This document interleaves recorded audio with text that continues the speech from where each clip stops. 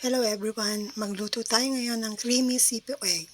Ito yung mga ingredients: butter, milk, all-purpose cream, quail egg, cream of mushroom, sibuyas, bawang, green beans, ham, at saka yung mixed veggies.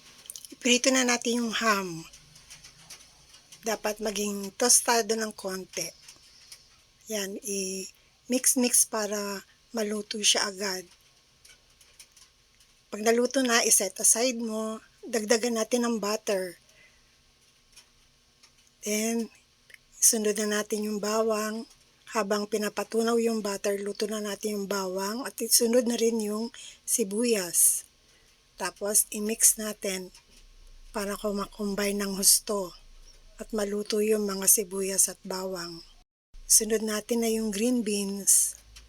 Mix din ng konti. Then, yung mixed veggies, sabay-sabay na natin iluto. I-mix natin lahat para mag-incorporate lahat-lahat yung mga sangkap sa veggies. Tapos, ilagay na natin yung paminta, asin, at saka yung kalahating shrimp cubes. Haluin mabuti para yung lasa kumapit sa mga veggies. Tapos, takpan muna para maluto ito. Hintayin natin para mapalambot. Habang hinihintay natin yung lumambot yung mga gulay, i-mix natin yung cream of mushroom sa gatas. Isa itong nagpapasarap sa sipo egg. Yan.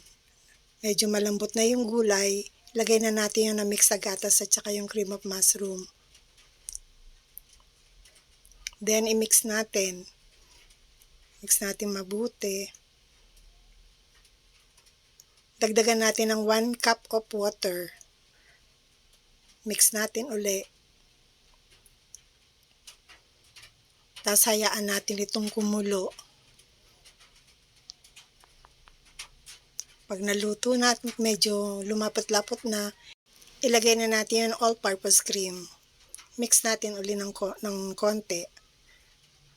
Mix natin mabuti para maging creamy na yung sabaw niya. Tapos last yung quail egg, yung itlog ng pugo. Yan, malapit ng maluto. Tikman natin kung tama yung timpla. Kung hindi man, magdagdag tayo ng konting asin. Yan, i-mix-mix ng konti. Lumalapot na yung sabaw, malapit ng maluto. Ayan. Ayan na yung creamy sipo egg. Bango.